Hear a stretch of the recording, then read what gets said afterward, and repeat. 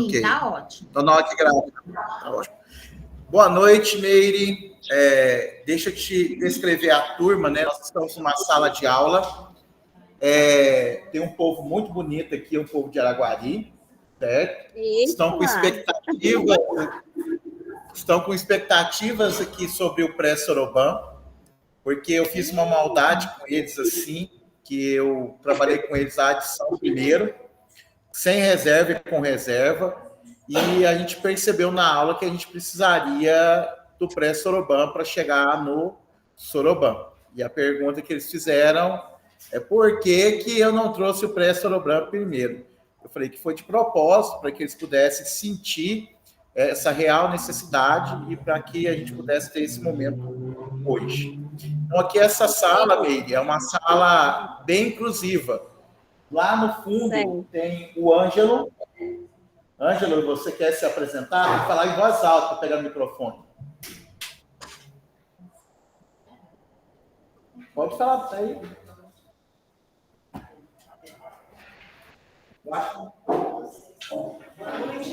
Boa noite, pessoal aí. Meu nome é Ângelo, eu sou professor de Braille no AE do município aqui de Araguari. Eu já cheguei a trabalhar com o Soroban na minha época de São Rafael, lá nos idos de 79, mas eu não aprendi nada. Aí, em 2009, eu fiz o curso, aí o Uberlândia no SEMEC, inclusive você falou que a pessoa que aposentou, né, eu lembro, era o João. Eu cheguei a ter aula com o João. Até que eu queria saber como é que ele está, se você tem a informação dele para mim. Ouviu, Meire? Não, eu não conheço ele. É que ela é do Piauí, o Ângelo. O que o Ângelo não falou é que ele também é DV, tá? Tá certo. Esqueceu esse detalhe. Na sala aqui também, na câmera aqui, nós temos dois participantes muito especiais, certo? Eu sei que esqueci o nome dela, do Marcos. E seu nome? Josiane. Qual é o seu nome?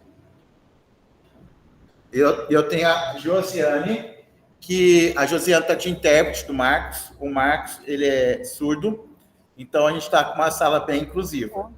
Os demais são ditos normais, tá? Certo? Eita, tá certo. Meire, você quer se apresentar? Só fazer, aproveitar a tua fala. Você disse que fez de propósito, né? Pois eu faço do mesmo jeito. Eu inicio os cursos de formação, Magno. No Soroban, eu dou todas as 4 operações e deixo o pré-Soroban só no final. Aí eles dizem, professora, mas não é pré, por que não veio antes? Eu digo, não, é porque eu quero que vocês vejam qual a necessidade do pré-Soroban na vida das crianças, né? Para que vocês vejam que realmente é importante e é necessário. Do mesmo jeito que você fez aí, eu faço com meus alunos, viu, no curso de formação. Porque eles têm que valorizar, entender qual a necessidade, né, e a importância. Bom, gente, eu sou a professora Meire Soares, meu nome é Rosimeire, viu? Mas para os íntimos... E eu gosto mais que me chamem de Meire, até mesmo porque lá tem uma coordenadora que também é Rosimeire. E aí fica aquele vai, não vai, e acaba uma ficando sobrando, né, na hora que chamam. Aí uma é Rose e outra é Meire. Eu sou pedagoga, especialista em educação especial, educação inclusiva. Nasci enxergando, perdi minha visão há mais ou menos uns 20 anos atrás. Eu era baixa visão e não sabia, porque eu não tinha conhecimento dessa realidade. Então, quando eu fiz meu curso de pedagogia, eu fiz sem apoio nenhum, até mesmo porque na década de 90 ainda não tinha essa inclusão, era integração, né? E como eu não disse para ninguém que eu era baixa visão, eu dava meus jeitinhos para estudar. E, graças a Deus, venci, né? Cheguei. Quando eu perdi minha visão, eu fui para o CAP fazer minha reabilitação. Eu já era professora da rede estadual de ensino.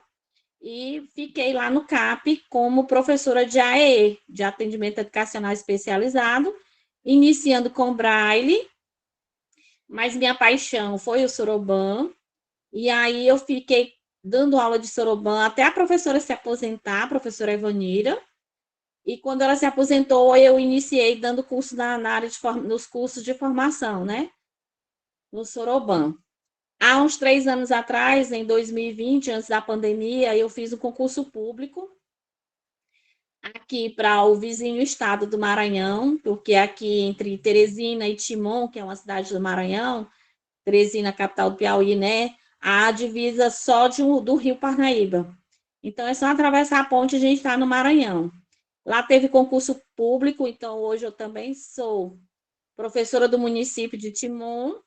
Estou trabalhando na Associação dos Deficientes Visuais lá em Timon e também com Soroban, porque quando eu cheguei lá, o pessoal só queria se ensinar braille. Todo mundo deixa o pobre do Soroban de lado, né? Eu acho que é por conta de que ninguém quer se envolver com a matemática. E eu, apesar de ser pedagoga, né, sou apaixonada por matemática. Matemática básica, viu, Magno? Matemática avançada, eu não sou. Não sou lá de Coca-Cola. Você está escondendo leite, tá? Aonde? Eu assim, aprendi matemática na década de 80, né? De forma lúdica, e desde lá tento fazer isso com meus alunos, né? Para que eles gostem e aprendam a matemática. Porque eu acho que o bicho-papão das pessoas hoje não querer saber é justamente pela forma como elas não aprenderam, né? Aprenderam a matemática descontextualizada, a matemática de forma abstrata, e isso fez com que as pessoas não quisessem saber, né, dessa área. Mas vamos lá, né? Estamos aqui, aceitei o convite do Magno, espero estar trocando experiências com vocês, tá bom? Você quer que eu comece apresentando os slides, Meire? Pode ser? Pode sim. Vou compartilhar a tela aqui, tá?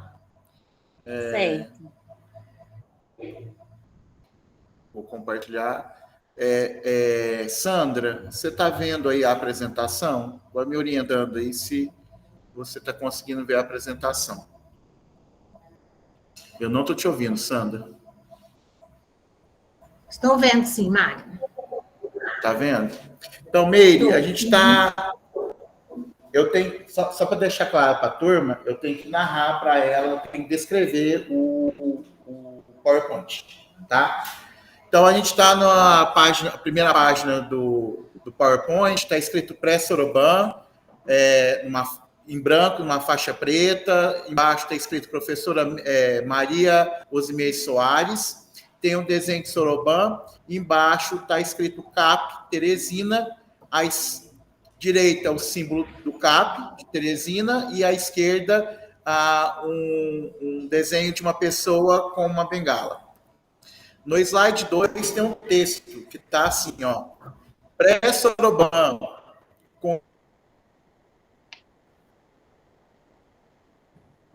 conjunto de subsídios teóricos, pedagógicos, derivados das novas tendências metodológicas que representam o ensino de matemática. Meire, quando você quiser que eu pare de ler, eu paro, tá? Slide 3.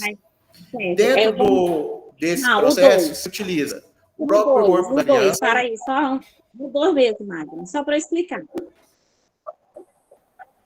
Volta para isso. Tá, nos 2, estamos vendo 2 aqui, conjunto subsídio. Então, o que é o Soroban? O pré-Soroban. O pré-Soroban é um conjunto de subsídios teóricos metodológicos que repensam um novo conceito de matemática. Como eu disse, né? As pessoas aprenderam a matemática de uma forma abstrata, descontextualizada da realidade, e isso trouxe dificuldades para esse aprendizado. Então, a proposta do pré-Soroban é trabalhar a matemática de forma lúdica, através de jogos e brincadeiras. Pode passar, Magno.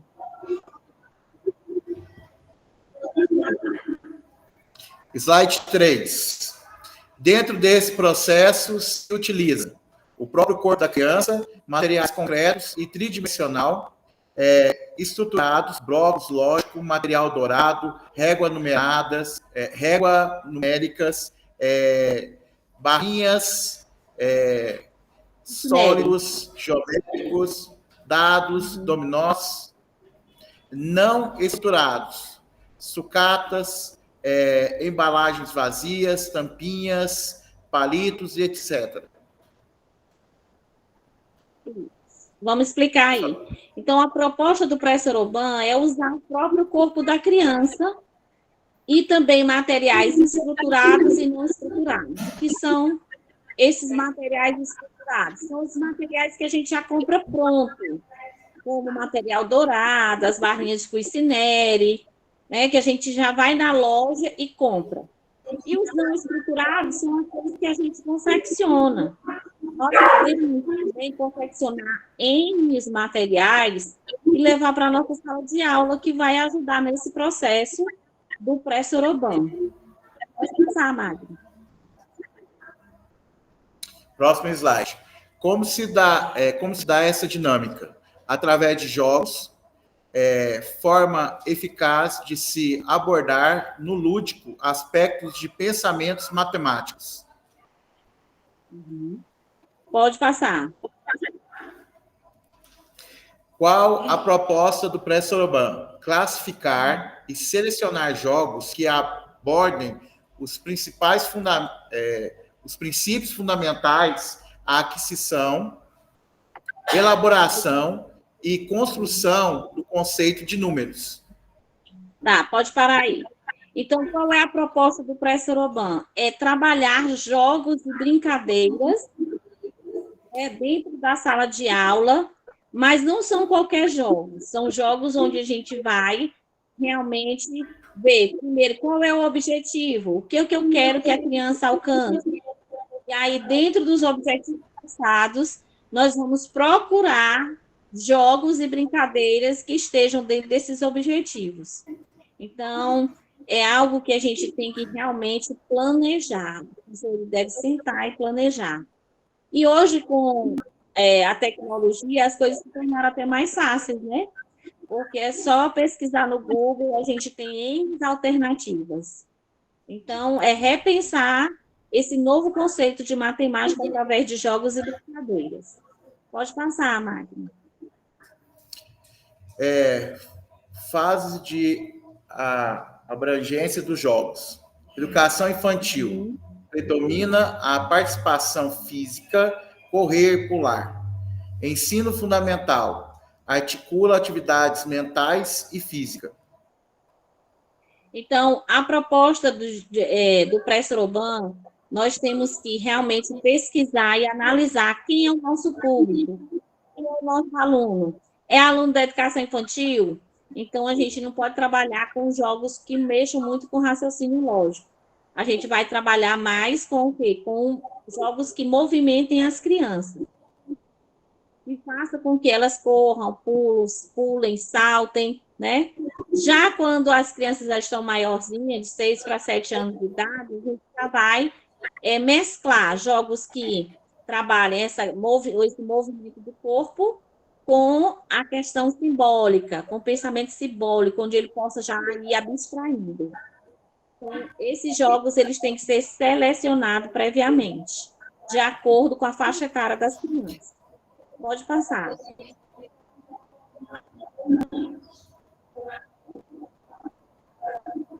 Meire, para a gente colocar um pouco, porque assim, a gente está falando aqui de jogos correr e pular. Se eu estiver errado, Meire, você me corrige.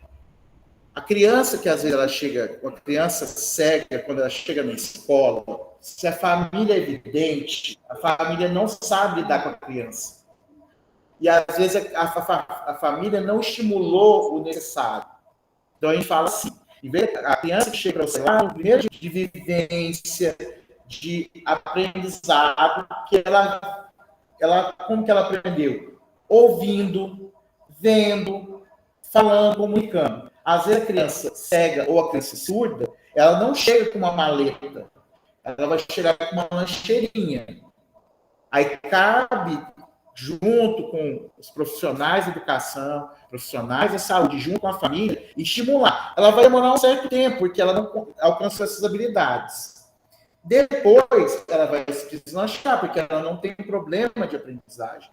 O grande problema é como a sociedade se comunica com ela e como ela se comunica com a sociedade. Às vezes, a sociedade cria algumas barreiras, certo?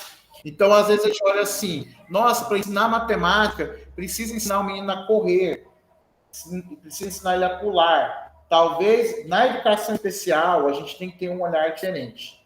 Porque, às vezes, a criança não vem com essa habilidade já pronta para a gente. A gente vai ter que ajudar.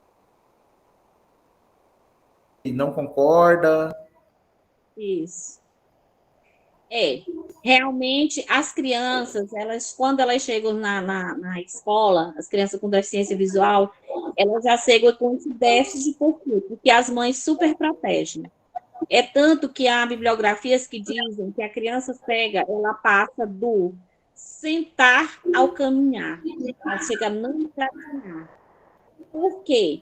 Porque o engatinhar para as crianças típicas, elas têm estímulos visuais que fazem com que elas observem objetos longe dela, ela vai jogando a mãozinha, joga o corpo, se arrasta, daqui a pouco ela está engatinhando, não é assim? Já as crianças cegas, elas não têm esse estímulo. Se os pais super protegem, elas não vão ser estimuladas a engatinhar. E aí já chega com alguns déficits, né, dentro da escola. Mas cabe a nós, professores, fazermos esse trabalho. O professor da rede regular de ensino, juntamente com o professor de AE, para trabalhar essas habilidades. É tanto que no curso, aqui que eu ministro, né, no pré-Soroban, eu trago vendas para os alunos, e aí mostro para eles como eles vão trabalhar com as crianças. Ensinar para elas antes, no caso, as brincadeiras ou as canções de roda. Primeiro eu explico para elas como é, eu faço com elas, depois é que eu ensino elas no grupo. E ajudo e faço com que as crianças também ajudem, né? Sejam colaboradoras também nesse processo. Mas tudo é possível, leva um tempinho, mas nós, como professores que temos sensibilidade, nós temos que entender que as crianças com deficiência visual, elas têm potenciais e elas aprendem, basta que a gente se esforce para ensinar. E aí elas vão aprender a correr, a pular, né? E essa semana passada, eu fui ministrar uma palestra sobre o CES, que é o Centro de Estimulação Sensorial, aqui no Piauí. Lá eles pegam crianças de 0 a 3 anos que nascem cegas, surdas ou surdo-cegas. Lá eles fazem esse processo de estimulação sensorial. E uma das mães das crianças falaram, né, o quanto esse centro foi importante da filha dela, que chegou lá com 6 meses de idade. E a professora dessa menina, ela hoje está na rede municipal de ensino aqui de Teresina. Essa professora também foi palestrar e mostrar a experiência dela. Gente, a gente chega assim emocionado, porque a professora mostrou várias atividades onde a aluna está inserida em todas. Em todas. E a gente vê que se o professor realmente tem sensibilidade, ele consegue. A menina é altamente desenvolvida naquilo que é necessário, né? E a gente vê o quanto é importante, tá certo? Certo. Meire, eu vou fazer o seguinte.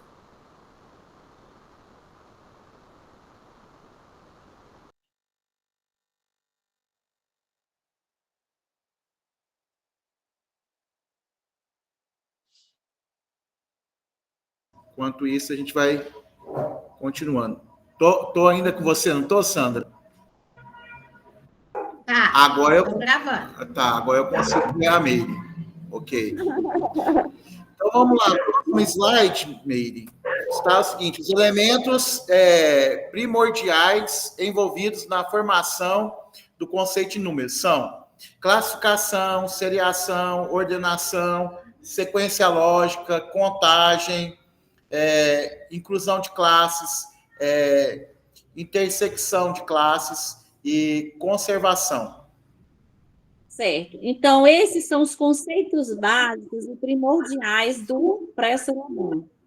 Esses conceitos nós podemos encontrar no livro A Construção do Conceito de Número e o Pré-Sorobã. Ele é uma publicação do MEC, e é de onde eu tirei esses slides.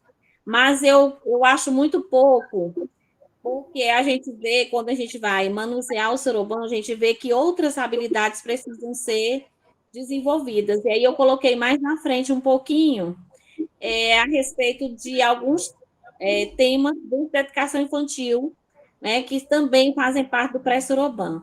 Mas antes disso, eu vou explicar cada um. Então, aí ele diz que é sequenciação, ordenação. Então, são conceitos importantes para trabalhar ordem crescente, ordem decrescente, saber qual é o maior, qual é o menor, sequência lógica. Você dá uma sequência para as crianças. Claro que a gente não vai trabalhar com números. Em primeiro lugar, a gente trabalha com objetos, né? Vamos supor, com objetos que possam estar eu sempre consigo, eu levo para a minha sala de aula aqueles brinquedinhos pequenininhos, não sei se vocês conhecem, né? São brinquedinhos bem pequenos que demonstram a realidade para os alunos, que é importante até para a percepção tátil das crianças. Aí você pode colocar, vamos supor que você tem um peão, a bola, o carrinho. Aí depois você vai continuar a sequência, peão, bola, o próximo seria o carrinho. São conceitos de matemática que a criança vai aprendendo utilizando objetos. Ou então, triângulo, círculo, quadrado. E triângulo, círculo, o próximo seria quadrado. Então, sequenciação, ordenação e classificação é muito importante. Por quê? Porque a criança, a partir do conceito de classificar, ela vai entender mais na frente o conceito de conjunto, né? De agrupamentos. O que é classificar? Classificar é você organizar grupos de acordo com critérios. Critérios, que critérios? Cor, tamanho, forma, textura. Só no caso do cego é que você vai ter que substituir o fator cor, o critério cor, por textura. Mas o aluno com baixa visão, você pode sim utilizar cores. Então, de acordo com texturas, de acordo com tamanho, com forma, você pode pedir para as crianças fazerem grupos. Na sala de aula, vamos formar um grupo de meninas. Do lado direito, vai fazer um grupo de meninas. Do lado esquerdo, um grupo de meninos. Vamos contar quantas crianças tem no grupo de meninas, no grupo de meninos. E assim você vai trabalhando essa questão da classificação, que é muito importante, é um conceito muito importante em muitos, né, assuntos de matemática. Inclusive aí na questão de, como ele diz, intersecção, né, e inclusão de conjuntos, né, que a gente vai trabalhar. Dentro dos conceitos aí nós temos a questão de trabalhar conceito de diferente base. Então, nós podemos iniciar com a base 2, base 3, e assim vai subindo para que a criança compreenda mais à frente o sistema de numeração decimal, onde 1 corresponde a um grupo de 10. E são esses conceitos que a criança precisa adquirir antes de iniciar o cálculo no Sorobã. Próximo slide. Próximo slide. Conteúdos. Estruturas lógicas matemática. Conservação, correspondência, comparação, classificação, sequência, seriação, ordenação e inclusão. Isso. Próximo.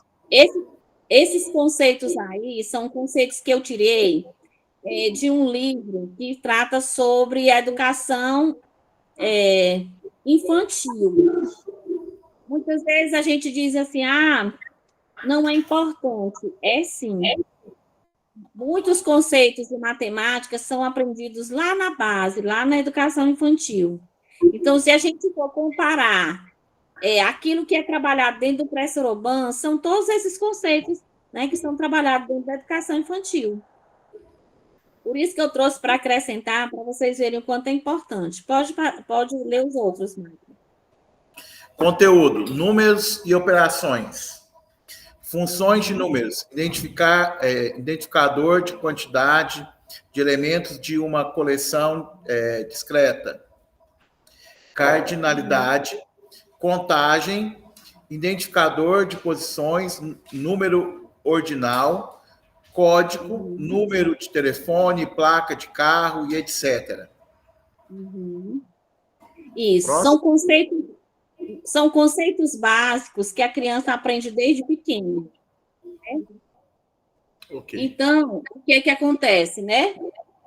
Lá, a gente vai trabalhar com as crianças. As crianças, quando acordam, elas já sabem o horário que ela vai para a escola, não é assim? Então, ali já tem conceito de matemática, de tempo. A criança tem... a mãe já vai ensinar para a criança o endereço, número da rua, número da casa. Ela tem... Né? Certo. Você subiu um pouco sua câmera. Você já baixou um pouco. Desligar bem aqui. Hã? Estou tentando desligar bem aqui. Desliguei. Tem alguém me ligando. Ah, tá. Pronto. Então, são esses conceitos que a criança ela vai aprendendo desde cedo, porque a gente está em meio a um mundo permeado por matemática, não é assim?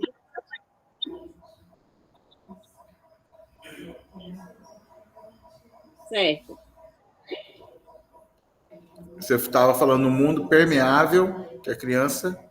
É um mundo permeado de números. Onde quer que a gente vá, o que é que a gente faça, os números nos acompanham. Não é assim? Então, a criança ela tem que aprender desde cedo quais são realmente, né, a funcionalidade desses números e trazer tudo isso para a sala de aula. Ok. Próximo slide, está lá ainda conteúdo, né? Sistema de números decimal, quantificação de coleções ou eventos, sequência oral numérica, conservação de quantidade, relação entre quantidade barra quantidade, quantidade barra símbolo, símbolo barra quantidade, agrupamentos e desagrupamentos de quantidades, formação de grupo, grupos de 10, unidades para dezena, formação de grupos, aí está dentro de parênteses, grupo de grupo, barra dezenas para centenas, fecha parênteses. Isso. Quantidade de quantidades, né? Aí a gente já entra já no iniciozinho da questão do sistema de numeração decimal. As crianças precisam aprender a contar, né, objetos. Elas precisam relacionar esses objetos a grupos. Aí a gente já pode já está inserindo mais na frente o conceito de dezena, de centena, que são grupos de 10, grupos de 100, certo? Então, aí já se inicia o processo do ensino do sistema de numeração decimal, onde a criança com 5, 6 anos de idade já vai passando a ser inserido nesses conceitos. Né? Tudo é trabalhado desde pequeno, já iniciando essas contagens e esses agrupamentos. A gente trabalha dúzia, meia dúzia. Trabalhando dúzia e meia dúzia não é um grupo? Dúzia é um grupo de 12. Meia dúzia é um grupo de 6. Depois, dezena, meia dezena, e assim, até elas entenderem esse sistema de numeração decimal. Meire, quanto tempo você vai gastar com os jogos? Não sei. Quanto tempo nós temos aí? Então, você quer gastar 1 hora com os jogos? Pode ser. A gente pode ir os jogos direto e a gente vai pegando esses conceitos e colocando nos jogos? Certo. Pode, vou lá para os slides dos jogos, então. Que a gente já pega. Então, eu estou aqui no slide, jogos utilizando no pré-Soroban. Aí, meio, nós estamos vendo aqui um ábaco, certo? Com peças verdes, vermelhas e amarelas, que chama ábaco aberto. Só um minutinho, deixa eu fazer uma pergunta. Quem é professor aqui de Fundamental 1? Vocês conhecem esse ábaco aberto? Tá. Eu que sou do ensino médio, eu não conheço o ábaco aberto. Tá, Meire, a gente está vendo o ábaco aberto. Vamos pular aí o ábaco, que eu estou com o meu aqui. Tá, pode. É melhor para demonstrar, não é não? Sim, pode mostrar o seu ábaco. Vou parar de compartilhar a tela aqui e a gente vai ver você. Tá bom. Ok, vou fixar. Deixa eu pegar aqui o meu ábaco. Dá o layout. Isso aí. Isso aqui. Como que faz? Tela, layout. Testar aqui.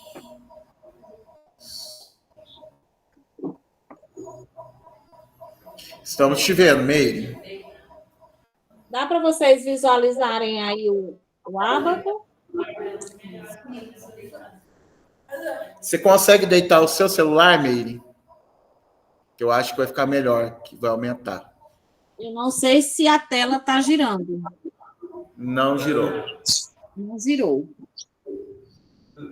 Então deixa. O Marcos está chamando aí. Melhorou? Qual é o celular dela, Wei? Mas é. Dá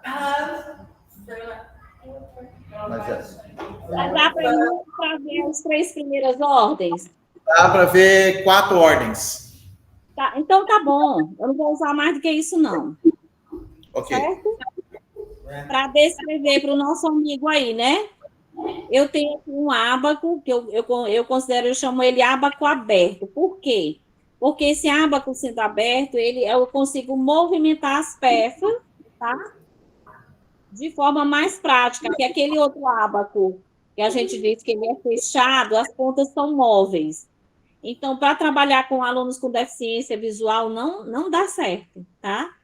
Não dá. Então, esse ábaco, ele é feito de madeira, certo? Ele tem uma base de madeira.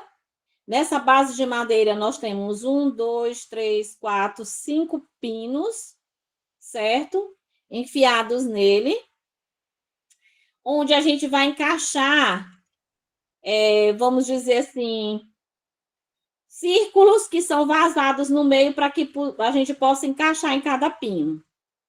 Então, da direita para a esquerda, a gente tem o primeiro pino, que a gente chama das unidades, certo? O segundo pino, dezena, e o terceiro pino, centena. O quarto pino seria a unidade de milhar, o quinto pino, dezena de milhar. Então, a gente vai trabalhar com as crianças o ábaco, onde elas vão aprender o que é unidade, dezena. Também elas vão compor e decompor números, utilizando o ábaco. Eu uso antes, no pré-Soroban, as crianças, para eles entenderem o conceito de sistema de numeração decimal, primeiramente, o material dourado. Quando eles compreendem esse processo do sistema de numeração decimal, unidade, dezena e centena, aí eu passo para que eles façam essa composição e decomposição dos números no ábaco aberto, certo? Então, eu tirei aqui as rodinhas dos 3 primeiros pinos, unidade, dezena e centena, e a gente vai trabalhar. Então, na primeira ordem aqui, que é a ordem das unidades, eu vou pôr 1, 2, 3, 4, 5, 6, 7, 8, 9. A gente sabe que as unidades, a ordem das unidades, ela só vai do 0 ao 9. Quando eu somo uma unidade às 9, o que é que eu faço? Eu tenho uma dezena. Então, eu tiro todas as rodinhas da unidade e substituo por uma rodinha só na segunda ordem, que seria a ordem das dezenas. Aqui no ábaco eu teria uma dezena e 0 unidades, porque a ordem das unidades está zerada. E assim eu vou continuando o processo. 2 dezenas, 3 dezenas. Então, agora, que número eu tenho aqui? Eu tenho 3 dezenas e 2 unidades. Que número é esse? Eles responderam para você 32. 32, certo. Então, se eu tenho lá nas centenas, que é a terceira ordem, 1, 2, 3, 4, 5. Agora eu tenho 5 centenas, 3 dezenas e 2 unidades. 532. Você tanto pode colocar as pecinhas para a criança descobrir qual é o número, quanto você pode dar um número e ela compor esse número aqui no ábaco, que eu chamo de ábaco aberto pela facilidade de movimentar. Aqui vocês devem ter visto que existem cores, né? Rodinhas. Para mim, o que não vai valer a cor, porque eu não coloquei uma textura para identificar as cores, né? Então, com meus alunos, eu trabalho mais a parte do tato, da contagem. Mas para os alunos que enxergam, cada ordem tem uma cor diferente. Certo?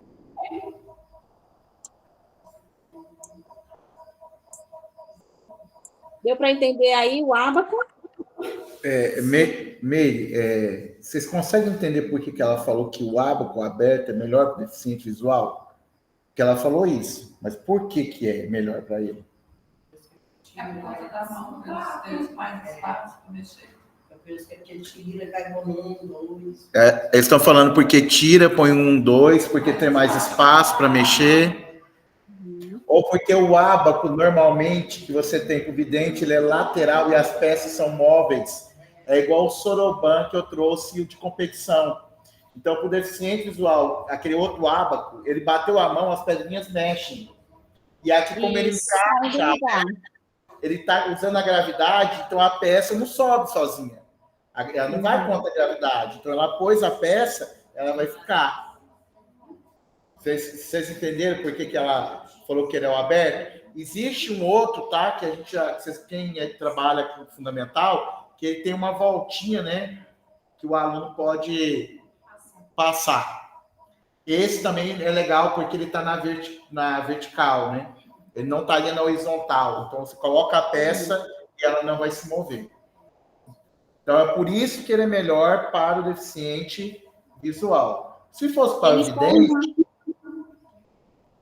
Eles tornam o ábaco aberto, ele torna as peças fixas no lugar.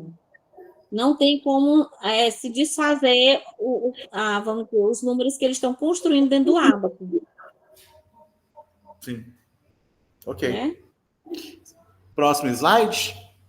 Isso. Próximo slide, nós estamos vendo aqui caixinha de contagem. Você tem ela aí ou você quer que eu projeto na tela? É bom colocar na imagem. Então, espera aí que eu vou compartilhar, então. Só um minutinho. Partilhar. Isso. Caixinha de contagem. Nós temos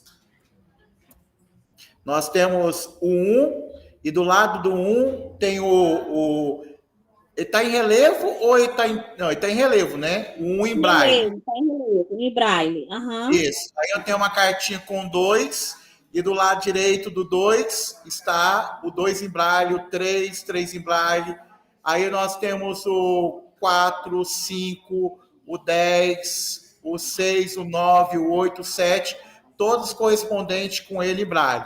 Em cima, parece que eu tenho brinquedos, né? Brinquedo de festa, apito, bonecos, colherzinhas, carrinhos, avião. peão, e no fundo da imagem tem um ábaco fechado vertical. Então, aí é o quê? São caixinhas de contagem. Qual é o objetivo desse jogo ou desse recurso? É relacionar número, quantidade e também a fazer a classificação de objetos. Então, são 10 caixinhas, né? Na tampinha existe um número em braille e um número em tinta, certo? Então, ele é um recurso inclusivo também, porque vai servir para os alunos da rede regular. E o que é que a gente faz? A gente dá um depósitozinho com vários objetos. As crianças elas vão classificar esses objetos pelo formato. Então, onde tem a caixinha, se tem colherinha, todas as colherinhas elas vão para a caixinha, né, para a primeira caixinha. Depois, na segunda caixinha, ele pode colocar todos os peões. Na terceira, ele pode colocar todos os apitos, e assim ele vai fazer a classificação desses objetos. Terminou a classificação de objetos, o que é que ele vai fazer? Ele vai fazer a contagem de cada caixinha. Então, quantas colherinhas eu tenho? Ah, ele contou, deu 8. Então, ele vai pegar a tampinha com o número 8 e tampar. A próxima é dos peões. Quantos peões eu tenho? Ah, 5. Pois ele vai pegar a caixinha do número 5 e tampar. Quando ele fizer todo esse processo, aí nós vamos trabalhar a ordenação. Qual a primeira caixinha? Ah, caixinha 1. A segunda, 2. A terceira, 3. Então, vocês podem observar que com um recurso só, a gente pode trabalhar N objetivos, certo? Ah, professora, essa caixinha aí é comprada, feita, mas eu não tenho recurso. A gente pode ter uma alternativa. Eu não sei como é por aí, se aí tem, ainda tem alguém que usa caixas de fósforo, né? Aqui ainda encontro pessoas que usam caixa de fósforo, as caixas de fósforo são grandes. Por aí tem mercado? Tem. Pois aquelas caixas de fósforo, a gente junta 10 caixinhas daquela, a gente pode envolvê-las com um papel dupla face, para ficar bem coloridinha, bonita, e a gente pode confeccionar esses números, né? Tanto em braille quanto em tinta e colar na tampinha da caixa. E aí, dentro da caixa, você vai colocar objetos ou palitos de acordo com a quantidade de cada número. Então, é um recurso que a gente mesmo pode confeccionar. Deixa eu fazer uma pergunta para esse povo aqui, o Meire. Principalmente os professores de Fundamental 1. Que eu estava folheando o livro da rede. E eu vi atividades desse jeito aqui. Só que tinha, assim, outros objetos. Carrinho de rolimã, bola, né? E acaba que a gente olha no livro, a professora com carrinho de rolimã para dentro da sala de aula vai ser complicado. Mas dá diferença de fazer só atividade do livro, sem o concreto? Dá diferença de aprendizagem? O que vocês acham? Muita. Porque às vezes a gente no Fundamental 2 ou no médio, a gente abre mão do concreto. Né? Fundamental 1 é impossível não trabalhar concreto. Você escutou isso, Meire? Porque eles não têm esse entendimento, eles têm que pegar o objeto. Você escutou o que ela falou? Ela disse que é impossível não levar recursos materiais concretos para a sala de aula, né? Isso. Por quê? Porque senão elas não vão aprender, fica muito abstrato, gente. Eles não vão conseguir. Eles ainda estão naquele processo de mudança, né?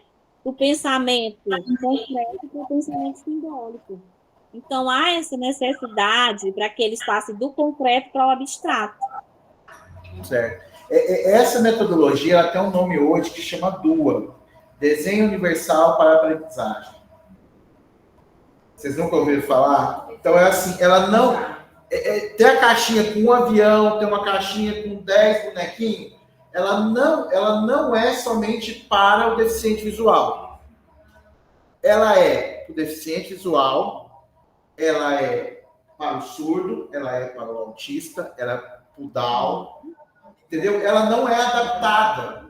Então, às vezes, o professor fica doido, querendo fazer tudo, né? Nós temos que adaptar. O desenho universal para a aprendizagem vai com uma abordagem que nós trabalhamos com inclusão. A educação especial está dentro da inclusão. Se eu conseguir fazer inclusão, eu consigo atender a todos. E aí o recurso, às vezes, né, que a gente consegue pegar, mexer, manipular, às vezes é mais fácil de utilizar isso. E a gente está numa abordagem para aluno deficiente visual, mas nós estamos com marcos aqui, e até mesmo na questão de interpretação, alfabetização matemática, esse tipo de material ajuda ele a ter compreensão. Isso. Ei, Magno, posso dizer uma experiência minha da rede regular de ensino? Pode, deve. Antes de eu perder a visão, né, eu trabalhava na rede regular de ensino. Eu ensinei, vamos dizer assim, quase todas as séries do ensino fundamental 1. Então, quando eu cheguei no sistema de numeração, para trabalhar o sistema monetário brasileiro, sabe o que foi que eu fiz? Eu fui no supermercado e peguei aqueles folhetos. Sim. Folhetos do mercado, né? Que vem os preços das ofertas, das promoções. Levei para casa, fiz uma lista de exercícios, imprimi aquelas cédulas e moedas, levei para a sala de aula. E fiz com que os alunos, a partir daquele catálogozinho, daquela oferta, eles trabalhassem, né, como se eles estivessem comprando. O que eles poderiam comprar, no caso, com R$100, R$50? Eles iriam responder aquelas questões de acordo com aquele folheto. Aí, se tivesse um aluno com deficiência visual, era só transcrever para o Braille, levar alguns objetos do dia a dia, algumas caixas, né, caixa de leite, e vários outros objetos do supermercado para a sala de aula. Isso aí ia tornar uma aula muito boa. Meus alunos gostavam demais de fazer. E é um recurso tão fácil, eu não gastei um centavo com esse recurso. Fui só no supermercado e peguei o folheto.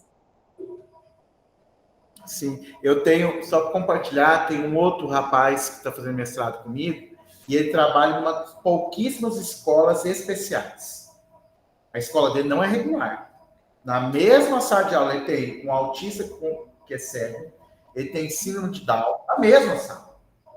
Só que aí, ele está fazendo esse mesmo trabalho que a gente faz, só que para esse aluno que tem comorbidades a mais, ele trabalha no aspecto que ele tem que trabalhar com ele, que a matemática tem que ser uma coisa prática do dia a dia.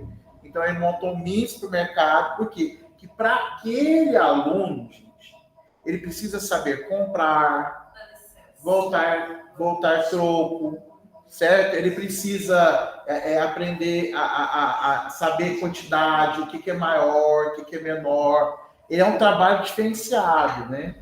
Então, eu tenho um amigo que está trabalhando com isso. Então, bem bacana. Quer que passe para o próximo slide, Meire? Pode passar. No próximo slide está assim, dominó tátil, com formas geométricas. Aí eu tenho, parece que é feito de EVA, e no meio do retângulo tem um retângulo menor que faz um ressalto, que separa os dois lados do dominó, aonde você vai ter figuras geométricas como um retângulo, que está em amarelo, estrela, coração, triângulo, círculo, quadrado, retângulo de dominó. Isso, aí você vai estar trabalhando, além da criança aprender a jogar o dominó, né, entender as estratégias de se ganhar o jogo, ele vai também estar trabalhando a percepção tátil, para diferenciar as figuras e conhecer o que é um triângulo, um quadrado, um retângulo, um círculo, e também com texturas diferentes. É um recurso muito fácil, com uma folha de EVA, um EVA mais grossinho, que a gente compra nas papelarias, e outra folha com aquele mais fininho, comum. Aí pega um contraste de cores para que a gente atinja o baixa visão também, e cola de isopor. é tão fácil esse recurso e é bem útil para trabalhar com as crianças na sala de aula. E o dominó comum, aquele dominó que a gente chama, não sei se o correto é aquele dominózinho de osso, que a gente compra nas papelarias, nas lojas de brinquedo, como eles têm os furinhos, né, perceptíveis ao tato, você também pode trabalhar diversos conceitos matemáticos com ele, tanto soma, subtração, multiplicação, né, além das estratégias que o próprio jogo do dominó já traz. Para que o aluno ganhe, ele tem que criar estratégias para ganhar o jogo. Então, estimula o raciocínio lógico também. Ok. Vou para o próximo slide. Certo. Aqui nós temos classificação e ordenação de pinos. Eu tenho uma tábua, essa tábua é vazada, 1, 2, 3, 4, 5. Ela tem 25 buracos, né? Aonde se encaixa 25 pinos e que, assim, pela foto me dá a entender que os pinos são de tamanhos diferentes. É isso mesmo? Eu estou com ele aqui. Se você quiser então mostra para a gente que é mais fácil. Isso. Para aqui de apresentar. Certo. Pode mostrar. Dá para ver aqui a tábua? Tá. Pinos. A tábua que ela é vazada em 25 buracos, onde ela encaixa 25 cilindros para poder fazer o jogo. Os cilindros, eles são de tamanhos diferentes. A Ângela falou que já trabalhou com esse, mas com menos peças. A gente tem, mas tem com menos peça. Mas o princípio é o mesmo. Ok. Isso. Então, nós podemos trabalhar vários conceitos com esses pinos, né? Você pode baixar um pouquinho a câmera, Meire, para a gente poder ver a base? A câmera. Só baixar um pouquinho. Aí, deu. Pronto, deu, né? Não, baixar a câmera. A gente não está vendo a base do... Aí, tá bom. Deixa eu colocar algo bem aqui para poder ficar. Tá bom. Agora deu para ver. Calma, Rex. Calma, Rex.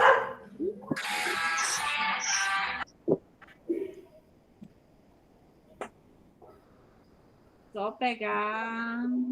Vou botar aqui. Melhorou? Ok, tá bom. Já vemos a ponta da base. Pronto. Então, nós podemos trabalhar vários conceitos, né? Dentro. Porque a gente pode trabalhar quais são os pinos do mesmo tamanho, né? Quais são os pinos do mesmo tamanho? Qual o maior, qual o menor? Ordem crescente e ordem decrescente.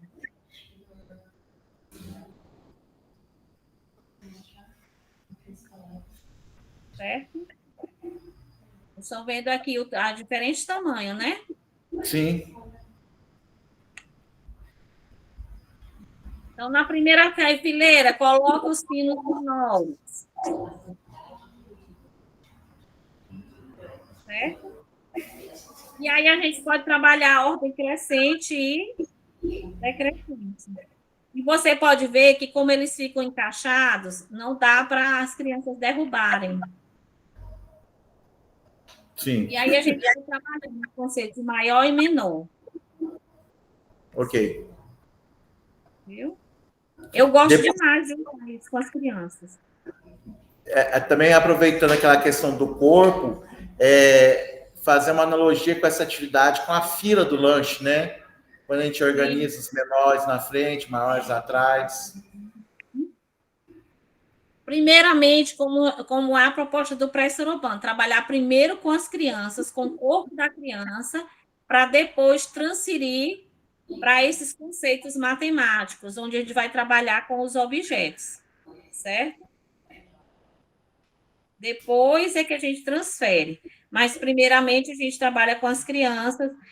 Vamos ver quem é a criança maior. Vamos organizar a fila por tamanhos, né?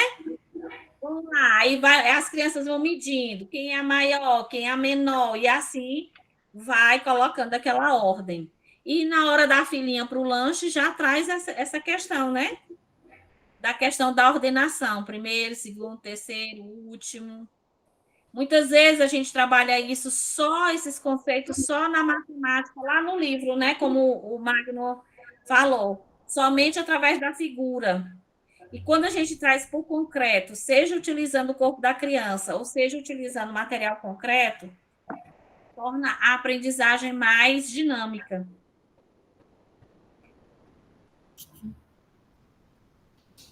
Certo? Ok. Próximo. Só um pouco para compartilhar. Próximo. A gente está vendo os jogos dos ovos recheados. Aí eu tenho uma cartela de ovo. Aí na cartela tem, dentro da concavidade da cartela, está escrito 1, 2, 3, 4, 5, e está cheio de bolinhas lá dentro, 6, né? Tem um dado, bolinha de gude, tem um dado e uma caixinha, um potinho cheio de bolinhas. Esse recurso, eu utilizei esse jogo, eu peguei lá nesse livro, né? A construção do conceito de número e o pré-Soroban. É uma proposta que eles trazem. A gente pega as cartelas de ovos e corta 6, né? Pega somente 6, como se fosse 6 ovos. Às vezes a gente compra até no supermercado já com 6, né? Também. Então, cada criança, ela vai ter uma cartelinha dessa daí, e em cada buraquinho da cartela vai ter o número de 1 a 6. Então, as crianças vão jogar o dado, e à medida que elas jogam o dado, jogou, deu 3, ela vai lá onde na sua cartelinha, onde tem o número 3, coloca 3 bolinhas de gude, passa para outra criança, a outra criança vai, ganha o jogo quem preencher primeiro a sua cartela. Certo? Aí nós vamos ter o quê? O relacionamento de número, quantidades. Vamos trabalhar com as crianças a questão de esperar a vez do outro, né? E é bem interessante. Contagem. Ok. Vocês querem fazer perguntas, gente? Meire, eu acho que é importante destacar, Magno, também, que esse é um material que pode ser utilizado para todas as crianças em sala de aula, né? Isso é muito importante, esse material, porque nós não precisamos usar somente com as crianças que não enxergam, né? Com os DV, mas sim com todos os alunos. E aí eu acho que esse é o verdadeiro sentido da inclusão e é o que o DUA prega, né? Que é o desenho universal de aprendizagem. Isso. No caso, é quando a Miri está falando, trabalhar com o corpo da criança, do maior, do menor, é porque você, talvez, eu não sei se o Ângelo quer falar isso, porque você foi DV desde criança, Ângelo? Sim, eu tenho glaucoma congênita, então, assim, eu sou DV desde o nascimento. Então, se eu tinha algum pouco de visão, esse não chegou a 10% e eu perdi, assim, antes de 2 anos de idade. Então, eu sou DV há 52 anos. É diferente para a Meire, que foi vidente, mesmo baixa visão, ela tinha uma noção do que era maior e menor. Isso. Como que foi para você, Ângelo, conseguir essa compreensão do que é maior ou menor? A gente vai construindo a partir de experiências. Você vai manipulando objetos, né? Então, você pega um objeto, compara com o outro, com a mesma forma, com o mesmo formato, aí você põe um perto do outro para ver se é do mesmo tamanho, qual é maior, qual é menor. qual é mais espesso, qual é menos espesso, dessa forma que funciona, porque a gente não tem, até estava falando com a menina que começou a fazer atendimento comigo, a gente não tem esses conceitos desenvolvidos. Eles vão sendo desenvolvidos a partir da experiência tátil.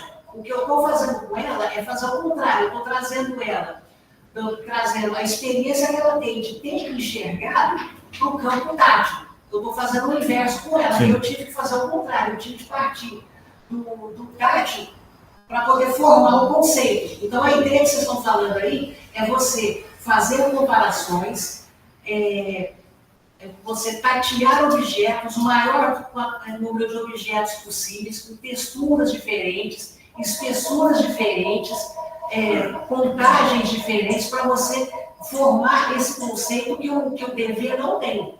Na sua formação, isso foi feito na escola, em casa, ou de formas mesmo no ambiente familiar, de maneira aleatória, assim, sem ser planejada? Como que foi isso? Muito se deu de forma aleatória, porque ao contrário do que foi falado no começo da aula, que a criança chega numa escola, ela chega sem, vamos dizer assim, sem base, sem conhecimento. Quando eu fui para o colégio interno, eu já tinha experiência de ter brincado com terra, ter manipulado pedra, ter brincado com graveto, ter ajudado a fazer fogueira. Então, eu já conhecia muita coisa, eu só não sabia, vamos dizer assim, que aquilo constituía fatores de aprendizagem. Depois, com o tempo, é que a gente vai entendendo, não, eu já fiz isso aqui eu sei como é que é, eu já manipulei o objeto dessa forma.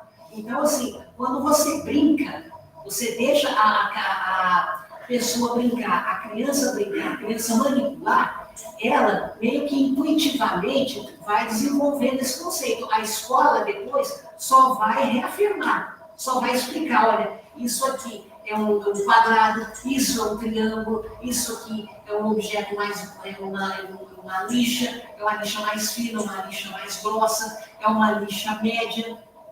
São coisas assim, a escola depois só te dá um conceito, mas você aprende de forma intuitiva, de forma implícita. Meire, ele falou uma coisa que me chamou a atenção. Ele, como criança, ele brincava com fogo. Hoje,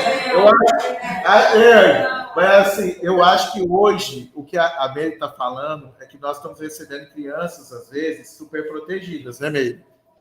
Com certeza. Olha, lá no CAP, nós recebemos uma criança onde a gente ensina orientação em mobilidade e práticas para uma vida independente, né? O que aconteceu? A professora foi ensinar a menina a varrer a casa.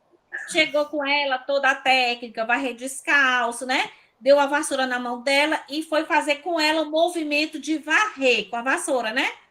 Aí ela fez aquele movimento e explicou para a menina como é que ela deve varrer a casa e tal, tal. Aí ela disse, professora, isso a menina já tinha o quê? Uns 12 anos de idade, nasceu cega. Ela disse assim, professora, e isso esse barulho que eu escutei lá em casa é uma vassoura varrendo. É alguém varrendo a casa com uma vassoura? De pelo, de uma vassoura de coqueiro. Ela não soube diferenciar, porque tem diferença. O barulho de uma vassoura de pelo, gente, que é aquela vassoura mais compridinha, mais estreitinha, é um barulho mais suave. Se você pede uma vassoura de coqueiro, ela tem um barulho mais pesado, porque o cabo dela é maior, é uma vassoura mais grossa, mas ao mesmo tempo ela é mais fina embaixo. E tem aquele outro modelo, que eu não sei se existe, que é aquela vassoura de piaçaba, que é uma outra vassoura mais dura, que faz um barulho diferente. Então, mas a questão... Essa criança, essa adolescente, não soube diferenciar o que é uma vassoura de pelo, uma vassoura de piaçaba, uma vassoura de coqueiro. E provavelmente ela não vai saber como passar um rolo, como passar um escovão.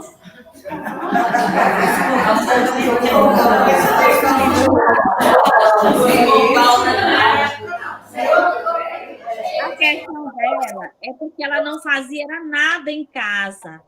A avó que cuidava dela não fazia nada, não ensinava a menina a fazer nada.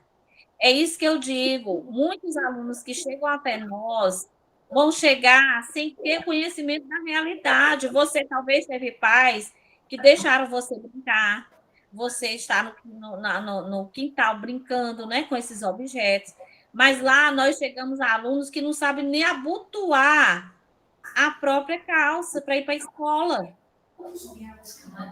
Então, infelizmente, essa é a realidade da maior parte das pessoas, das crianças que chegam até a escola, onde o professor de AE é que vai trabalhar todos esses conceitos, juntamente com a família e o professor da rede regular de ensino.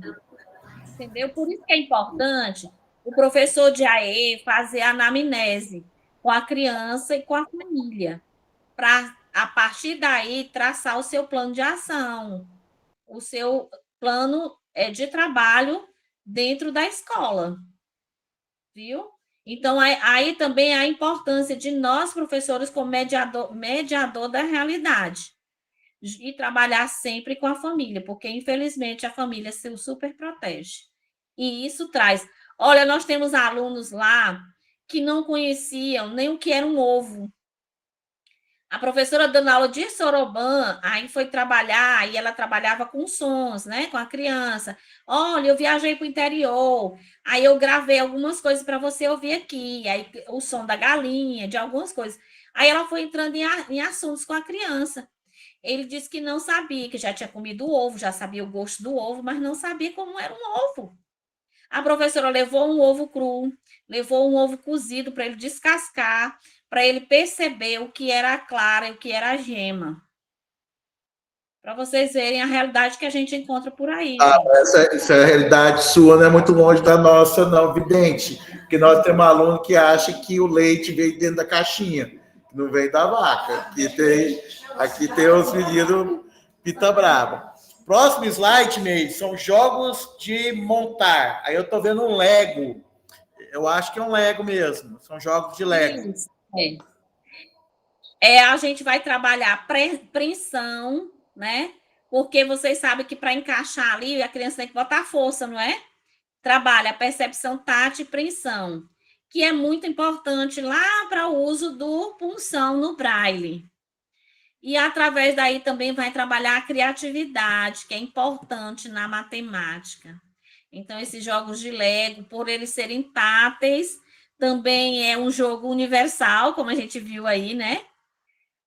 Tanto o jogo dos ovos recheados, quanto as caixinhas de contagem, são jogos e recursos que você pode usar de forma universal, com alunos que enxergam e alunos com deficiência visual e surdos também, né? Muito importante trabalhar esses jogos de montar na sala de aula. Ok. O próximo slide é Vamos Contar. É um quadro feito com EVA. Tem um EVA no fundo azul. Aí ele fez uma moldura, tipo uma nuvem bem fininha, com azul mais claro.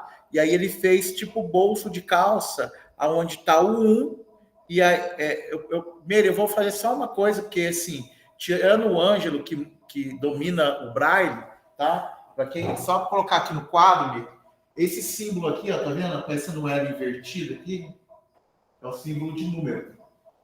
Então, um pontinho aqui, o primeiro pontinho aqui é o 1, que no Braille é a letra A. Isso. Aqui teria o primeiro e o segundo ponto, não é isso, Ângelo? Isso. Seria a letra B, mas por causa desse símbolo aqui, se transforma no número 2. Então, a gente tem aqui os bolsinhos, tá? Depois vocês podem sugar do Ângelo Braille até falar chega. Aí nós temos o bolsinho até o 9, meio. Até o 9. E parece que é macarrão que está lá dentro. Não, é palito de picolé. Palito de picolé? Palito de picolé. Eu tô com um aqui que eu vou mostrar para vocês, que é um livrinho que eu fiz também. Dá para ver? Colocar aí.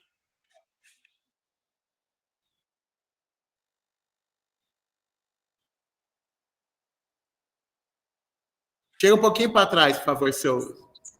Isso. Agora deu para ver. Aqui Deu a pra folha é feito com folhas de EVA, certo? Então, Certo. aqui não vai estar a contagem correspondente, porque deve ter caído para trazer para cá, certo? Mas os conceitos que vão ser trabalhados é desse mesmo aí. Esse que você mostrou é como se fosse um cartaz, com vários bolsos. Cada bolso tem um número, né? Tem um número em tinta e tem um número em braille. Ou seja, também é um recurso inclusivo, né? Universal.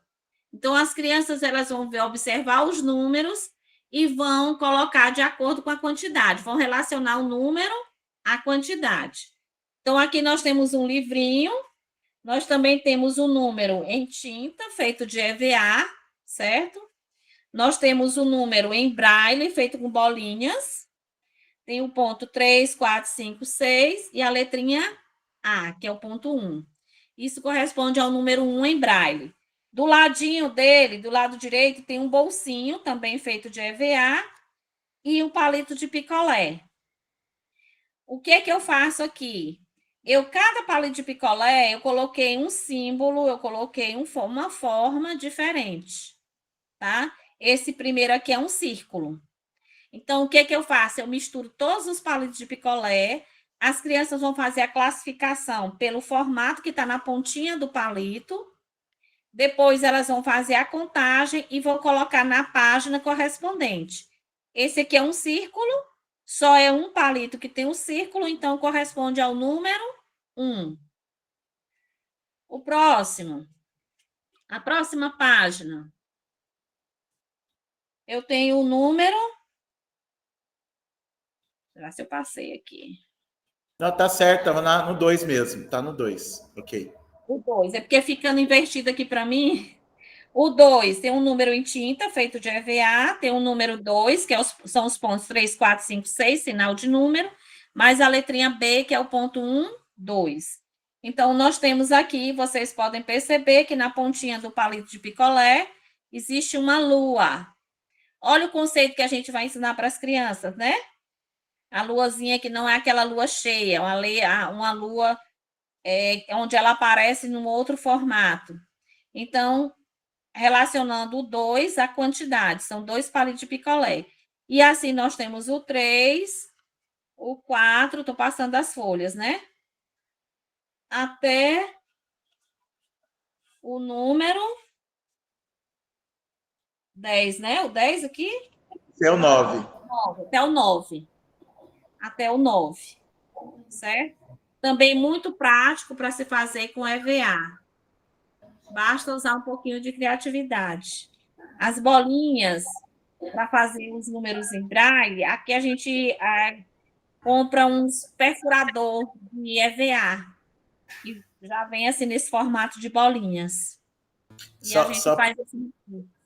Só para trazer um pouco aqui, tirando o Ângelo, que trabalha com braille, essa questão tátil para o aluno, isso eu fiz, por quem pegou aí, está com o Soroban, viu que os Sorobans nossos tem umas bolinhas maiores do Soroban, né? Tem umas que são menores. Então, para eles, no começo, para aprender o braille, eles vão começar com uma célula, onde que a gente põe os pontinhos, chama de célula. Vai começar com uma célula maior, para ele começar a ganhar acessibilidade, até ficar realmente no pontinho do papel. Então, às vezes, é necessário isso mesmo, de colocar, né? Agora, por exemplo, para quem é vidente e perde a visão, demora um certo tempo para você ganhar essa questão do tato, que a gente não domina, né? Você pegar, às vezes tem que ficar com bolinha de papel, passando na ponta dos dedos, até você trabalhar essa questão do tato. Então, comece com uma célula maior e outra menor, né? Vai diminuindo o tamanho das células brailles. E o papel é papel crepom, porque ele é um papel que você pode amassar na pontinha dos dedos e ele não vai machucar o seu dedo e ele vai amassar, ficando mesmo a espessura que a gente precisa de um grãozinho, menor do que um grãozinho de arroz. para a gente trabalhar a percepção tátil do dedo, né? Para poder fazer a letra em braille. Um papel O outro jogo é um jogo da velha, o famoso jogo da velha, feito com EVA, o Ângelo. Ela usou um EVA preto no fundo, aí ela fez umas tiras de EVA para fazer o espaço onde vai ficar cada peça do jogo da velha. E ela fez com cores amarelo e vermelho, X amarelo e a bolinha vermelha. Tem um macete para a gente jogar isso aí. O Ângelo falou que é campeão de jogo da velha. Que tem um macete. Você pode usar uma pessoa, no caso, jogaria com o lado liso, e a outra pessoa jogaria com o lado áspero para as peças não ficarem iguais. Ah, tá. Ele falou para usar... Mudando a textura.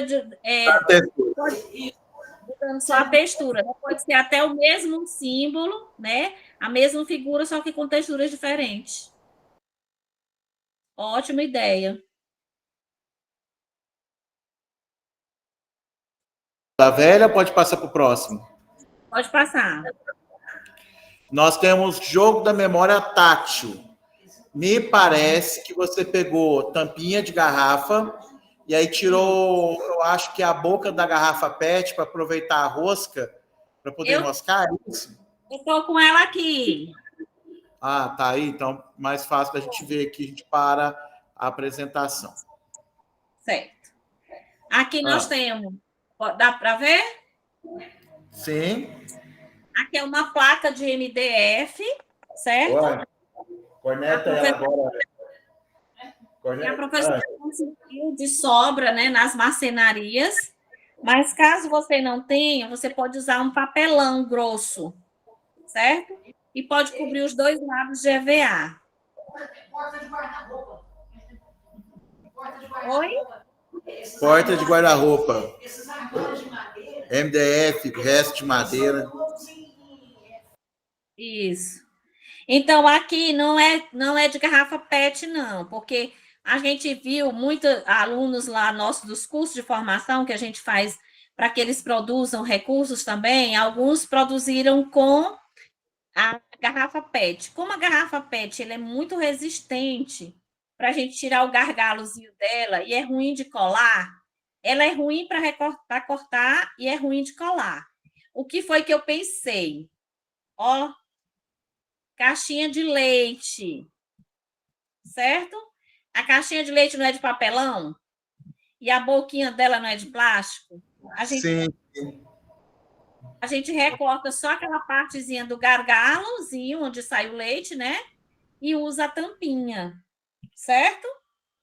Esse tabuleiro, ele tem 3 linhas com 6 colunas. Olha aí, a gente pode trabalhar outros conceitos, não é assim? Podemos trabalhar. As crianças cegas, elas, quando nascem cegas, elas não sabem o que é uma fila, ou como estão dispostas as cadeiras no cinema, no teatro. Então, você pode ensinar o conceito de filas, né? Conceito de linhas e de colunas, ensinando para elas filas, né? Dentro do teatro, utilizando esse material. Só um minutinho. A gente que é vidente, às vezes a gente não nem preocupa com essa questão de informação. Para nós, né? O Marcos também, ele vai enfrentar outras dificuldades. Mas para nós que somos videntes, que dia que você preocupou com o seu aluno de ficar preocupado de explicar como que é formar fileiras, como é a disposição da sala? Porque ele vê. E esse recurso aí que ela está colocando, a gente pode usar em outras atividades, mas é essencial. Lembra daquela que eu falei da mala? Que às vezes o aluno, não é que ele não experimentou da mesma forma que a gente experimentou. Então, ele vai demorar um certo tempo. Então, assim, o professor, pedagogo, professor de sala de aula, o AEE, juntamente com a família, lógico que a família tem que estar envolvida, mas a gente requer sobre a gente um olhar diferenciado de ver a necessidade. Então, assim, o que a Meire está fazendo aqui é muito importante, que chama sensibilizar. Por mais que a gente esteja com o Ângelo na escola, a gente não para sentar com o Ângelo para conversar sobre essas coisas. E a gente, às vezes, não é sensível com as necessidades. Então, por exemplo, eu fiquei pensando que eu joguei os vídeos para o YouTube que pelo menos fazia legenda, porque eu não estava com a minha intérprete do lado. O Marcos poder ver a correção de alguns vídeos do Soroban. E eu sei que a legenda do YouTube não é a melhor legenda para o Marcos, né? Porque ela não é a melhor legenda para ele. Então, essa questão de sensibilizar é muito importante, né? Eu só queria fazer essa observação mesmo. Então, aqui, voltando para essa questão, né? Podemos trabalhar os conceitos de linhas, de colunas, certo? Nós podemos trabalhar conceitos matemáticos, né? Adição, subtração, porque as pecinhas, ó, você gira e você vai tirando, né? As tampinhas. Então, você pode trabalhar conceitos. Quanto é 2 mais 2? A criança pega uma tampinha, 2 tampinhas e vai encaixando. 2 mais 2. Coloca a tampinha lá do outro lado. Então, eu tenho, na primeira linha aqui, a primeira e a segunda eu coloquei a tampinha, pulei a terceira, não foi? Deixa eu tirar bem aqui. Pulei aqui a terceira. Deixei em branco, certo? Então, na primeira e na segunda tampinha, na primeira linha, eu tenho 2. Aí eu pulo a terceira, certo? E vou para a quarta e a quinta, mais 2. Quanto é mais 2 mais 2? A criança só transfere a última tampinha, que é a linha da coluna 5, né? Para a 3. E forma quanto? 4. 2 mais 2 são 4. Eu posso trabalhar a subtração. Eu tenho 4 menos 1. A criança coloca 4 tampinhas, tira 1, ela fica com 3. Então, esses conceitos matemáticos também podem ser trabalhados aqui. Nós podemos trabalhar a multiplicação.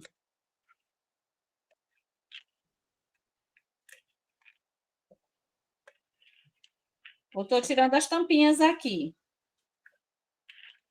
Quanto é 2 vezes 3? Eu tenho 2 vezes 3. Então, eu vou colocar 2 tampinhas na primeira linha, 2 tampinhas na segunda linha, mais 2 tampinhas na terceira linha. 2 vezes 3. A criança vai contar. 1, 2, 3, 4, 5, 6. 2 vezes 3 são 6. E aí a gente pode trabalhar tanto a multiplicação quanto a divisão. Agora, a questão lá no pré-Soroban, a gente vai trabalhar a percepção tátil das crianças. Dentro das tampinhas, nós colocamos texturas diferentes, tá?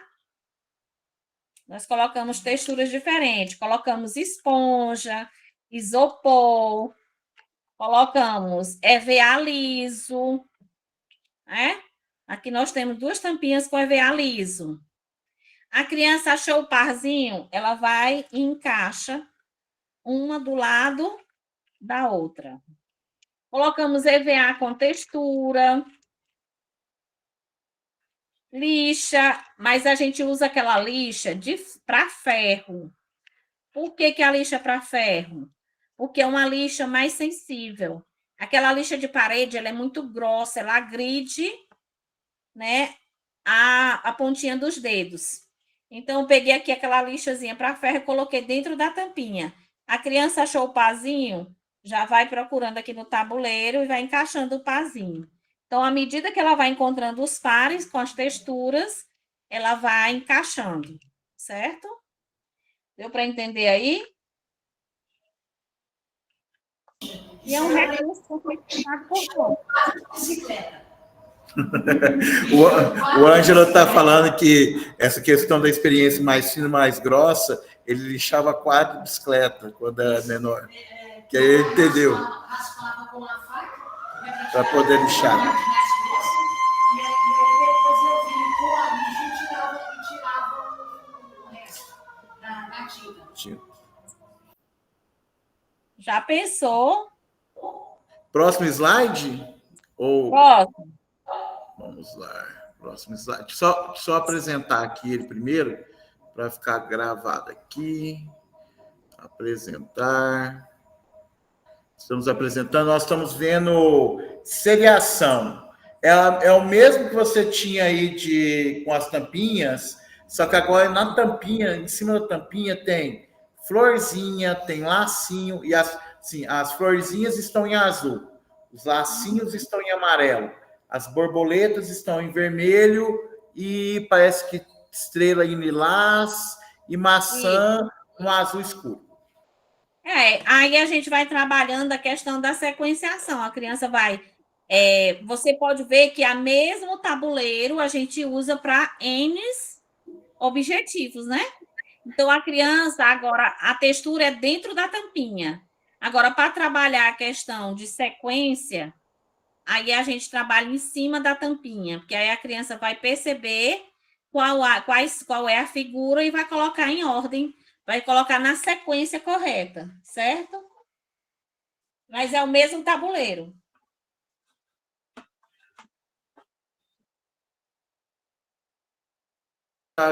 Vou compartilhar a tela aqui.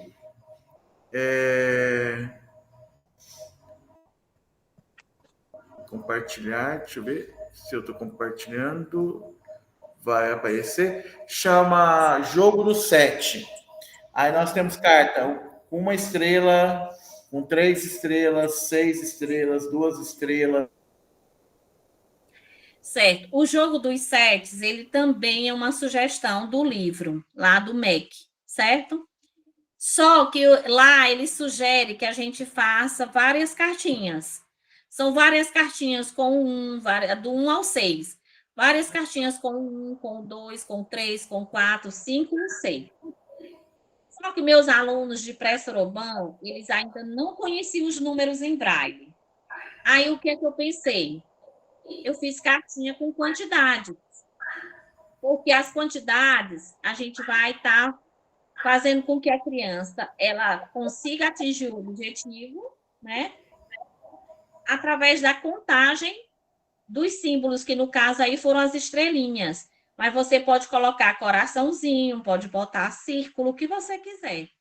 Caso seus alunos já conheçam o número em braille, aí você pode colocar na cartinha tanto o número em braille quanto em tinta, igual as caixinhas de contagem, na tampinha. Porque aí você torna o jogo também universal, além da quantidade também ser um jogo universal, né? Porque as crianças que enxergam, elas vão contar visualmente. As crianças, de vez, elas vão contar de forma tátil. Como é que a gente joga esse jogo? Primeiramente, as crianças elas têm que reconhecer as cartinhas. Você dá para ela manusear, fazer a contagem, selecionar as cartinhas que têm a mesma quantidade. Vamos fazer um montinho, vamos tirar as cartinhas que só tem uma quantidade na cartinha, o que tem 2 estrelinhas, aí você vai separando. A criança ela vai manuseando e vai conhecendo o material. Pronto. Aí você já vai trabalhando contagem. Quando ela já souber conhecer as cartinhas, aí nós já vamos trabalhar com as crianças, aplicando o jogo dos sets. Seria como? Dividiria a mesma quantidade de cartinhas para 2 alunos. Se são 30 cartinhas, 15 para uma, 15 para outra. Então, a primeira tira o pau ímpar, a primeira que tirou, ela vai... as cartas estão emborcadas, ela desemborca uma cartinha, põe na mesa.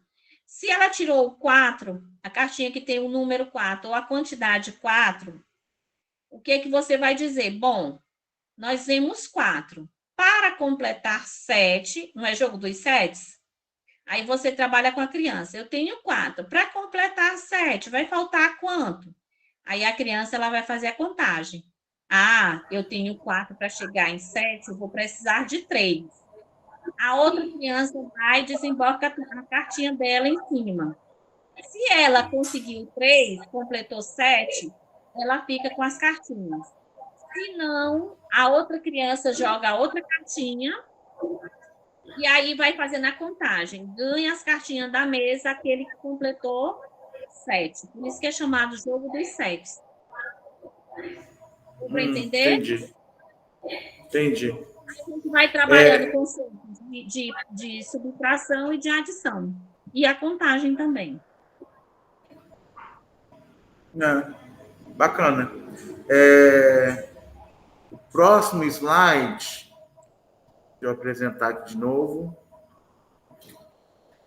O próximo slide, deixa eu carregar. Deixa eu ver. Não foi.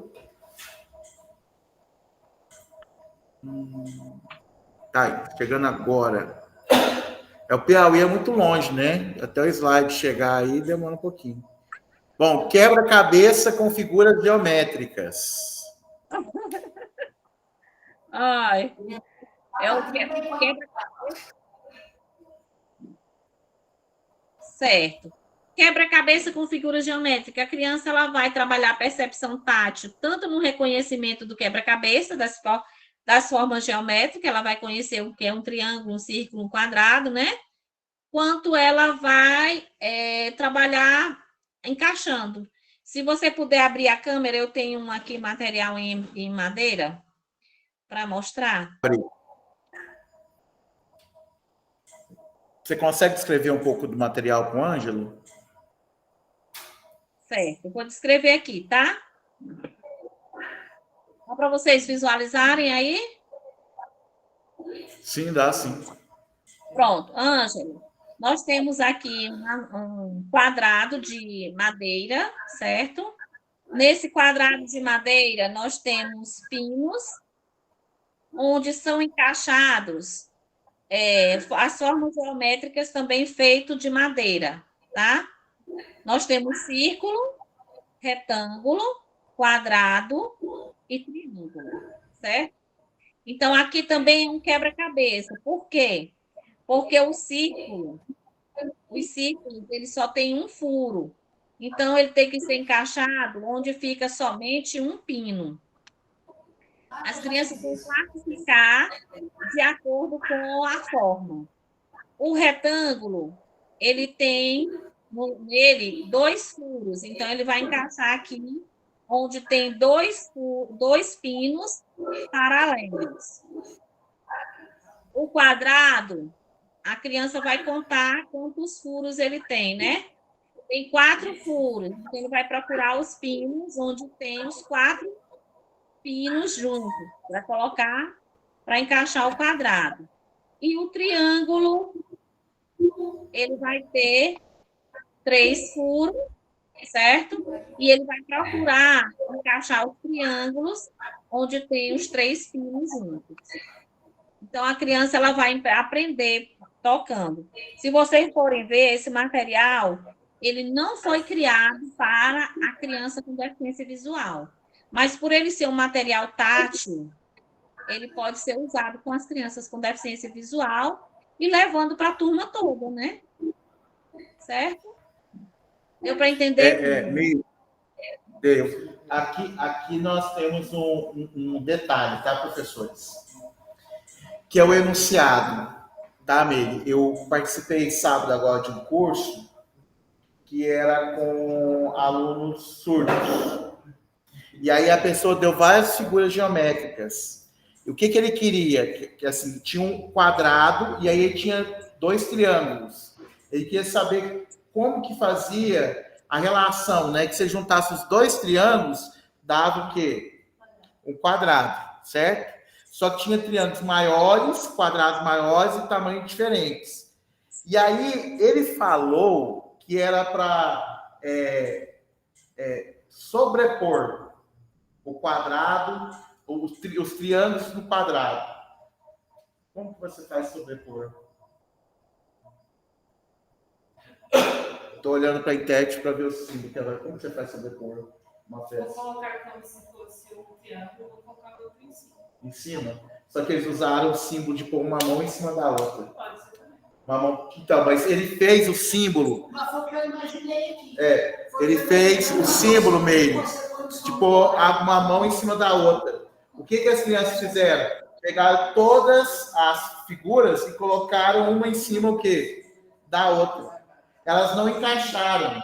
Não. Então, às vezes, a voz de comando também, no enunciado, às vezes, leva o aluno a ter outra visão. Por exemplo, Meire, você colocou aí, se eu tivesse que montar isso daí, sabe o que eu ia fazer? Eu ia pegar onde você pôs esse quadrado, que tem 4 pinos, também caberia colocar um retângulo que tem 2 e outro tem 2. Que daria um quadrado. Vamos ver se daria. Vamos ver se daria? A não ser que... Faz a experiência. Vamos ver. Que a gente aprende assim. Que a gente aprende que... Às vezes a distância é diferente, né? Para não caber. Não caberia, ó. Deu para perceber? Caberia. Isso. Aí o que acontece? Não deu. Isso. Então, assim, a minha voz de comando, o meu enunciado, dependendo da forma que eu escrevesse ou que eu falasse, se a criança fizesse aquilo, estaria errado? Não daria. Agora, se eu coloco uma voz assim de comando, não pode sobrepor o retângulo maior sobre o retângulo menor. Aí não poderia fazer o que eu fiz. Então, assim, às vezes o enunciado do livro interfere na atividade. Por incrível que pareça. E às vezes, assim, a gente surpreende que às vezes o aluno faz uma forma que você não tinha pensado. E pode ser uma possibilidade, né, amigo? Isso. E também a importância, Magno, de a criança ela explorar a tábua, tira todos e ele vai explorar. Como é que ele está percebendo a distribuição desses pinos? Depois que ele perceber que explorar a tábuazinha, né, que é a base, aí ele vai explorar os objetos para ele perceber a quantidade de furos de cada figura. Aí você vai trabalhar essa questão da quantidade, relacionar a quantidade de furos no lugar certo. Entendeu? Então, o professor ele tem que se atentar que a criança cega, ela tem que tatear, ela tem que conhecer primeiro o recurso para depois ela entender o conceito, entender quais são os seus comandos. Isso também é bem importante, viu? A América colocou assim, a criança cega ela tem que conhecer o recurso. Tá. Vamos expandir. Vamos aumentar o nosso espectro, né? A criança com Down, a criança com autismo e até mesmo o que a gente fala no dito normal. Porque às vezes a gente coloca o recurso e a criança quer manusear, ela quer virar, ela quer fazer de outra forma. E às vezes, por exemplo, só a sirene passar. Quem trabalha com crianças autistas, se você dá um carrinho para ela, ela não puxa carrinho. Ela inventa 1001 formas diferentes e briga com o carrinho. E aí você vai falar assim, qual que é? Deixa ela explorar o recurso. É porque a gente está habituado só com aquele padrão. Então a gente tem que tomar um cuidado.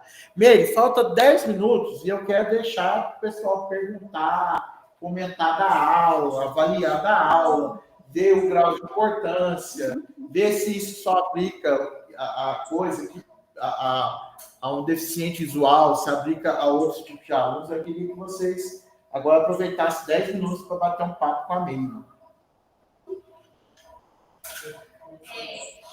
Todos os recursos que ela trouxe aí, a gente tem nas salas.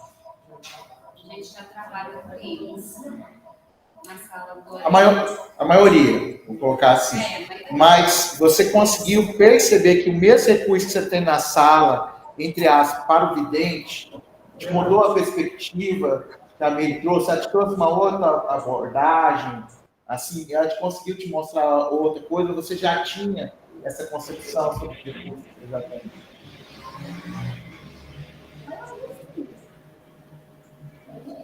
Aprende a explorar cada jogo de acordo, porque até mesmo cada criança que a gente recebe tem sua particularidade. No jogo a gente trabalha de várias formas diferentes. Você é professor regular? Eu sou professora de EE. A EE? Né? Então, tem uma perspectiva que foi... Sim. Esses jogos, todos eles não vão se passar no diálogo. Todos.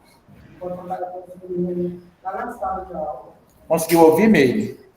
Essa última Não. fala? Não. Vou falar. A Maria Badia falou que, assim, que todos esses jogos que você trouxe, ela vê que eles são possíveis de trabalhar dentro de sala de aula, é isso?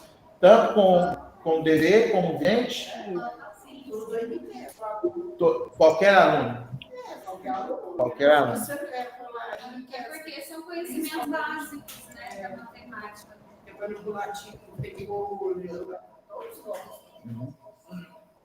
Perguntas, pessoal? Pode fazer. Aproveita. Marcos, pergunta. Hein, Marcos? Oi, pode fazer. Vamos comentar. DV, não DV, se você não tiver uma boa comunicação, geometria, todos os comandos que você dá, eles têm lado de interpretação, têm sentido de interpretação. Igual o DV fica, o aluno vidente fica do mesmo jeito com isso. O que o Saulo está falando agora, é o que a gente colocou, né? É que, dependendo da forma, e eu vou trabalhar isso na próxima aula, porque teve uma aluna que ela fez uma coisa que eu nunca vi ninguém fazer. Eu vou trazer o que o Saulo está falando. Ela, na hora de fazer o soroban, a adição, ela não falava adição, ela falava assim, 2 junta com 3, dá 5. Aí, eu depois mesmo discuto contigo esse junto. Eu falei assim, mas junta? Você fala junta para o seu aluno? O que é que vocês fazem junto? Junto? Assim? Não? Assim? Gente, Libras é difícil demais. O pessoal do Rio de Janeiro eles fazem assim para juntar. Soma. Ah, tá. É que eles usam tanto soma como junta. Não, é porque junto, isso aqui é como se fosse com. Você me acompanha? Pois é. Se eu fazer soma, ele vai entender que eu tenho que adicionar. É diferente do conceito. Eles fazem também com movimento para a direita, para a esquerda. Janeiro ama só letra. Aí, Meire, ela usou a palavra junta. Será que junta significa somar?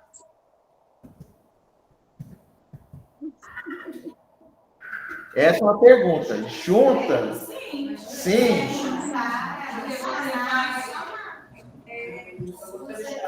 Aí veio a fala do Saulo, falou, se a gente não tem uma boa comunicação, se a gente não tiver uma boa comunicação, às vezes a gente complica, porque aí vem a questão da matemática. O juntar é porque você pensou que a variável só vai estar numa posição da frase. Se você mudar a variável na posição, isso significa subtrair. Depois a gente vai escrever no quadro direitinho, desenhar o português, porque nós temos que escrever frase, não é para hoje, mas é só para complementar a fala do Saulo. E assim, você vai dar um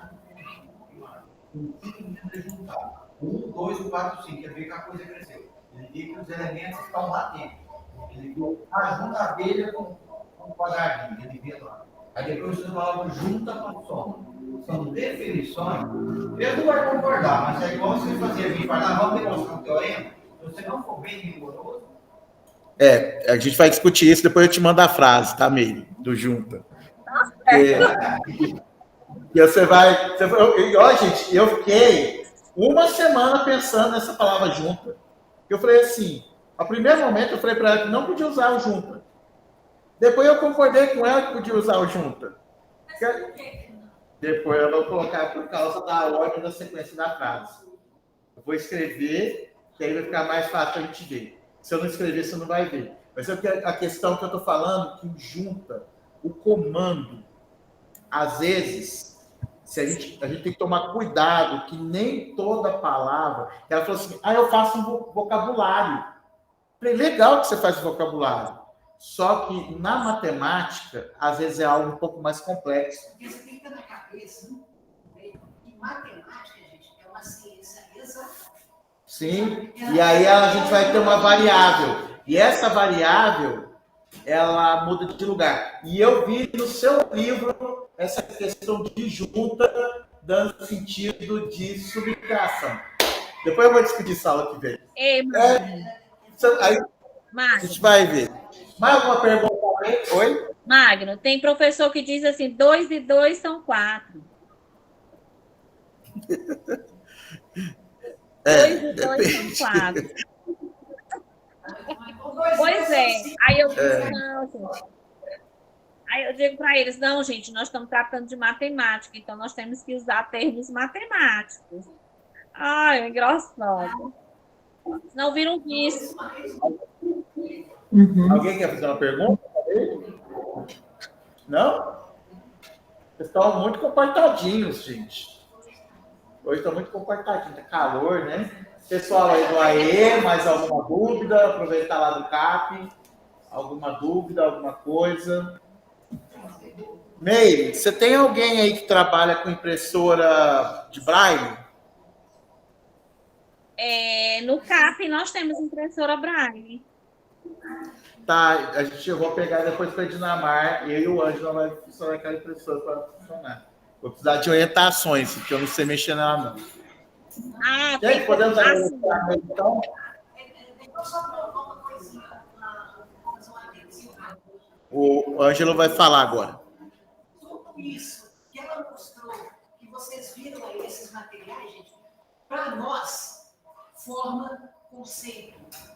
Você parte de uma ideia abstrata para uma ideia concreta, que isso vai ter uma influência muito grande. Porque não adianta você soltar o conceito. Você precisa explicar o conceito, colocar na mão, manusear, tatear, trabalhar. Porque isso vai te dar uma série de informações que só por você falar, você desenhar lá, fica abstrato. Então, tudo isso aí é plenamente palpável, é plenamente, vamos dizer assim, praticável. Você desenvolve conceitos muito mais rápido. Você traz informação muito mais rápida do que se você ficar dando volta. Então, conseguiu ouvir, Meire? Consegui. A proposta do pré-sorobã é justamente essa, partir do concreto para o abstrato. Construindo conceitos. Meire, eu quero te agradecer, muito pela colaboração com esse grupo de aprendizado. Alguém levantou a mão, acho que foi a Sandra. Pode falar, Sandra.